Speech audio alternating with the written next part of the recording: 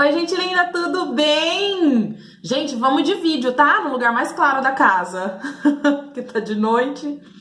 Gente, é o seguinte, ó. Eu quero falar pra vocês um pouquinho aqui de um assunto meio delicado ou não, faz muito parte da vida da gente. Não acho que é mimimi. Escute até o final, tá? Vai ser bem breve. E entenda uma coisa que é muito importante. Um filósofo já disse isso, não sei quem foi. Uma mente expandida nunca volta ao tamanho original. Por mais que você não concorde comigo, você não precisa comentar, você não precisa compartilhar, você não precisa fazer nada. Só assiste. Só assiste. Depois sua consciência fala por você, tá bom? Espero não ofender ninguém com nada que eu vou falar, pelo amor de Deus, gente, pelo amor de Deus, tá? E não sou socióloga, antropóloga, filósofa, nem professora de história, tá? Então, tudo que eu tô falando é embasado no meu conhecimento de vida, são dados históricos, sim, né? Mas se você quiser verificar, tá aí para quem quiser ver, ok? Não tô falando nada que eu inventei, tá bom? Vamos lá, gente, sobre o que eu vou falar? Que eu vou fazer tambores. Racismo estrutural, gente, racismo estrutural. Só que para você poder entender racismo estrutural, você não pode só assistir o Big Brother e entender e falar que tá todo mundo cagado ali, que tá tudo errado, tá? Você tem que, primeiro de tudo, entender que a escravidão, ela teve vários tipos de escravidão e teve a última que foi a escravidão moderna. Quando eu digo vários tipos, quem é cristão, na Bíblia tem muito, né? Ai, fulano era escravo de tal lugar, tudo. A escravidão, ela sempre existiu, né? Mas a escravidão por parte de negros começou em 1400. No Brasil, quando os portugueses vieram para cá, guarda essa informação, tá? De 1400. Quando os portugueses vieram para cá, foi escravizado, sim, os índios. Os índios, eles foram escravizados, tá? Só que eles tinham 3 pontos, assim, que fazia com que não fosse eficaz essa escravidão. Que era, primeiro, a agricultura, ela era toda feita pelas mulheres, então havia essa forte cultura por conta dos indígenas na agricultura, né? Por conta das mulheres. Segundo, começou a se dizimar, começou a morrer muito índio por conta das doenças que os portugueses traziam de Portugal, que eles não estavam acostumados, e eles morriam por causa daquilo. E terceiro, eles conheciam muito bem o território que eles estavam lidando, né? Eles eram do Brasil, imagina, eles conheciam qualquer rota de fuga, qualquer lugar, qualquer esconderijo, então eles conheciam muito bem. Então não foi eficaz ter uma mão de obra indígena escrava naquela época. E em meados ali, acho que 1440, salvo engano, o Sudão começou a comercializar negros escravos. Nossa, Natália, mas quem que estava comercializando eles? Os próprios negros. De que forma? O continente da África, ele tem vários países, né, como qualquer continente. Então, vamos pensar aqui, ó, é a mesma coisa que, sei lá, aqui na América Latina, Brasil entrasse guerra com a Argentina, né? E aí, quando se perdia essa guerra, o que você ganhava era... Ai, meu Deus, como é o nome? Era escravos, né? Era escravos. Então, tipo, entrou em guerra ali, sei lá. Nairobi... Nossa, tô chutando muito alto aqui. Nairobi contra a África do Sul. Entrou em guerra. Nairobi perdeu, virou todos os escravos da África do Sul, entendeu? Esses 2 países são da África, do continente africano. E aí, gente, foi isso que começou. Começou um escravizar o outro, tá? E dessa forma, eles começaram a vender, né? A vender esses escravos, né? Para as colônias de Portugal, né? Nos Estados Unidos. E teve vários negros que foram trazidos, né? E começou a escravidão. Deixa eu ver se esqueci alguma coisa. Que durou aí 300 anos, tá? 300 anos. O que acontece? Outro ponto forte da época era assim, ó. Na época, a Igreja Católica, a gente não tá falando ai meu Deus, da Reforma Protestante, que é em meados de 1700 com Martinho Lutero. Então, nessa época, a Igreja Católica era muito forte, ela tinha uma influência muito grande, e foi falado que na época o negro ele não tinha alma, então ele poderia ser vendido, não teria problema, né, para ter essa absolvição. Então daí o comércio era livre, e quando eles vinham desses navios negreiros, muito morriam, né, nesse navio negreiro, sem comida, a hora que chegava aqui era vendido. E isso daí, basta que você assista, sei lá, 2, 3 filmes sobre escravidão, que você vai conseguir entender perfeitamente como que era a vida do negro no Brasil. E isso foi durante 300 anos, tá, gente? 300 anos dessa forma. 300 anos essa dor, esse sofrimento. Então nascia filho, morria filho desse jeito. E o que acontece? Quando a gente fala, quando a gente fala desses escravos, a gente está falando de gente normal, gente que estava vivendo a vida dele normal, aconteceu uma guerra, deu merda, né, e foi escravizado. Então existia ali reis, serviçais, médicos, professores, né? Existia tudo. A gente é uma sociedade completa.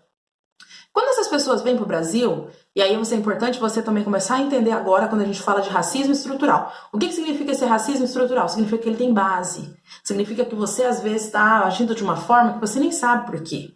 Entendeu? Que são formas da gente agir.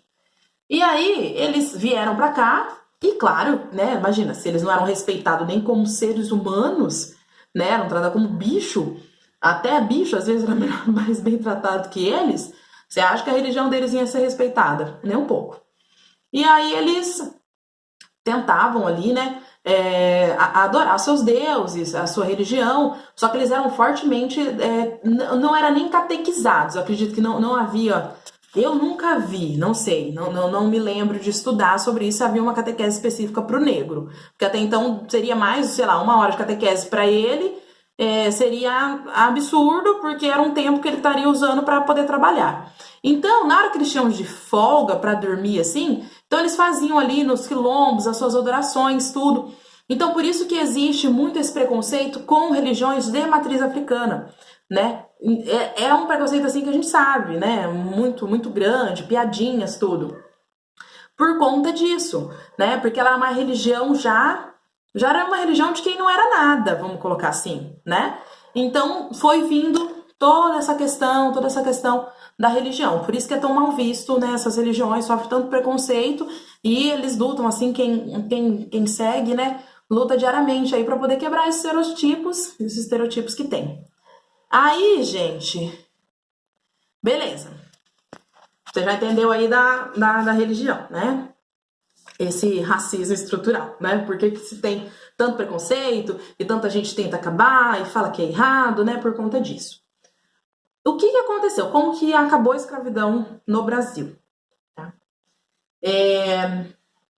A Revolução Francesa, eu não lembro o ano agora, mas eu não sei se começou em 1700, não lembro. Foi assim, ó, era basicamente isso. Pensa que você produzia uma machadinha. Essa machadinha que você produzia, então você tinha o cabo dela, o fio de aço, aí tinha que ter o corte, né? Antigamente tudo isso era feito muito artesanalmente. Só que daí com a Revolução Francesa, começou a se criar em grande escala, havia máquinas para isso. Então o que antes você demorava 1 semana para fazer uma pessoa, agora não. Enquanto 10 estava cortando a lenha, mais 10 já estava afiando a madeira ali, mais 10 estava passando um verniz, entendeu? Então foi em grande escala. E com isso, a Inglaterra, que era do pessoal que estava nesse rolê aí da Revolução Industrial, ela queria muito vender os produtos dela. Né? Ela falava assim, não, preciso vender. Olha o capitalismo. Preciso vender esse produto, preciso vender. E aí, o que ela fez? Ela começou a meio que pressionar os outros países que ainda não estavam escravizando, porque alguns já tinham abolido a escravidão, e falar assim, não, essa galera aí precisa trabalhar, que eles vão ter salário e vão comprar os meus produtos, né? Isso que a Inglaterra fez. E aí ela dá uma pressionada no Brasil, a Princesa Isabel assina a Lei Áurea aí, todo mundo sabe, né? Em março de 1888. Faz bem pouquinho tempo, acho que não faz nem 200 anos direito. Sou ruim de matemática. Aí, gente, olha que cabelo bonito, obrigada, tá? E aí ela assina a Lei Áurea. E aí, meus queridos amigos, eu te pergunto, você acha que foi tudo flores? 9 minutos de entretenimento, que delícia, né?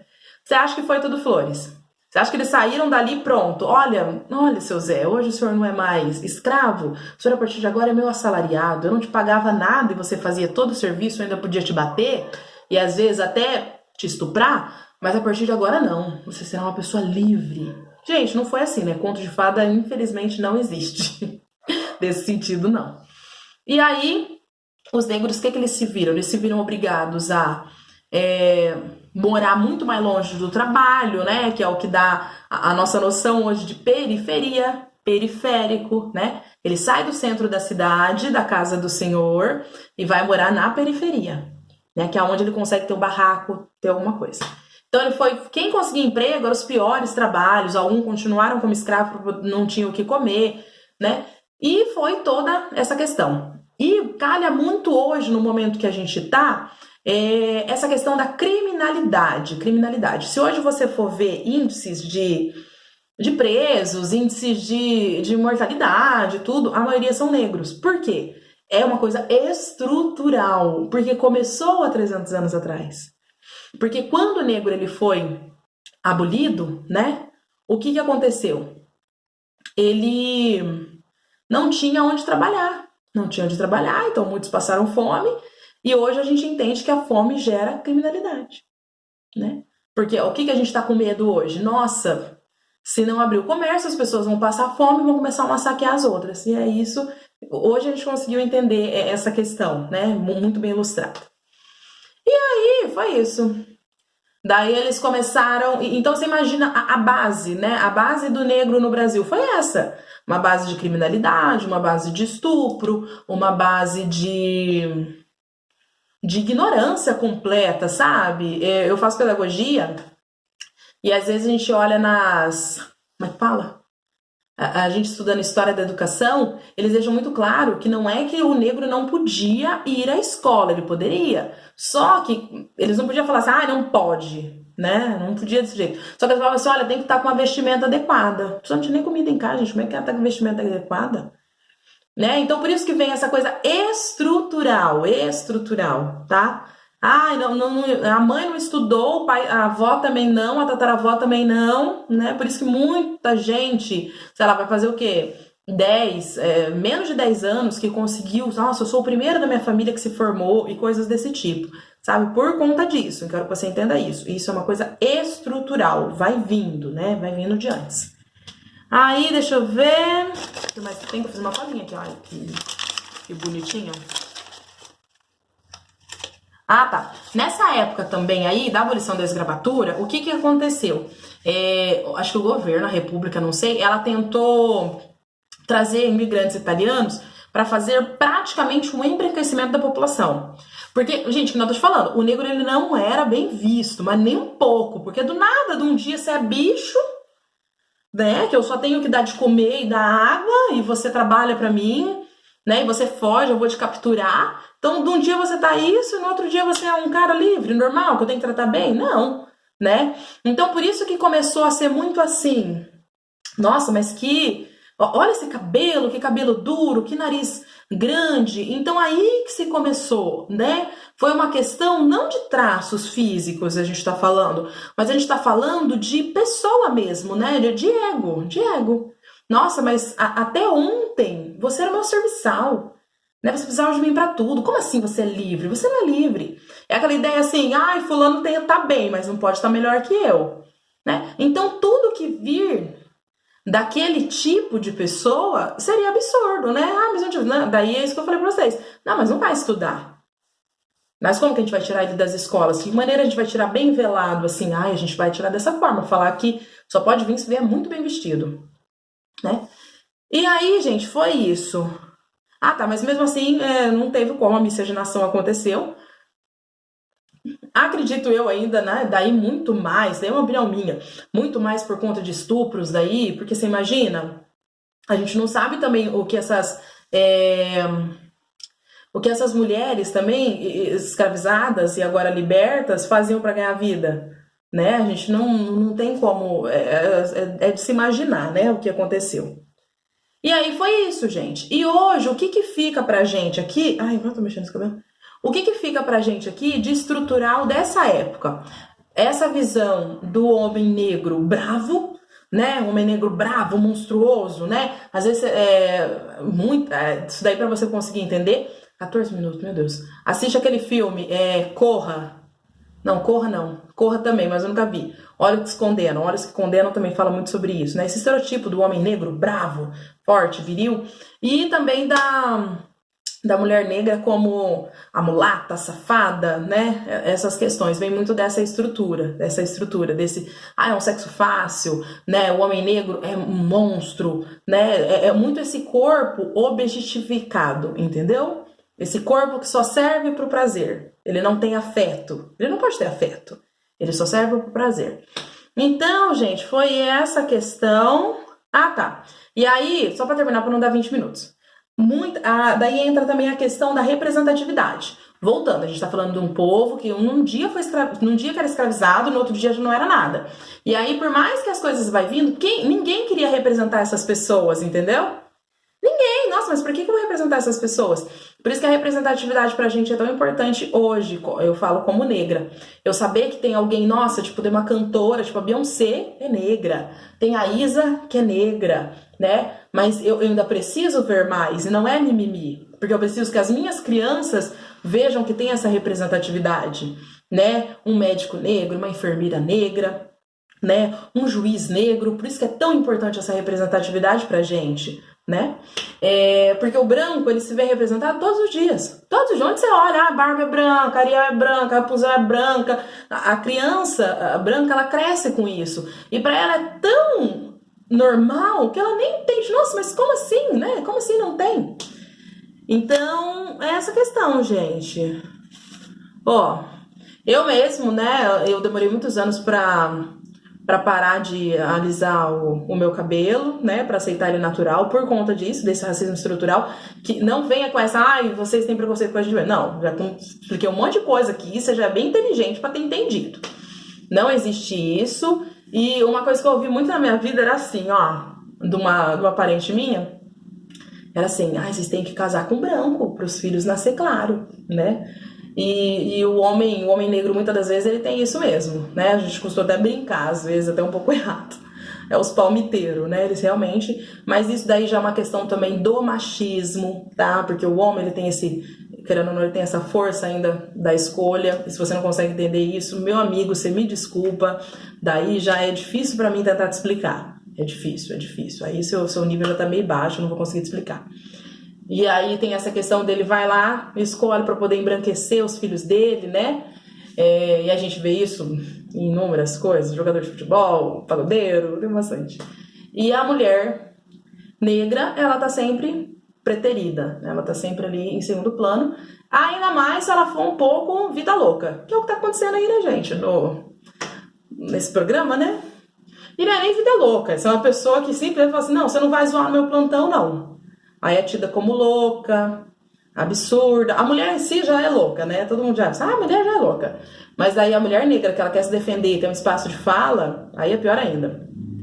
Porque daí ela já tá fugindo daquele padrão dela, que ela tem que ser quieta, submissa, serviçal, para que ela consiga as coisas na vida. Gente, foi isso. Falei tudo? Falei.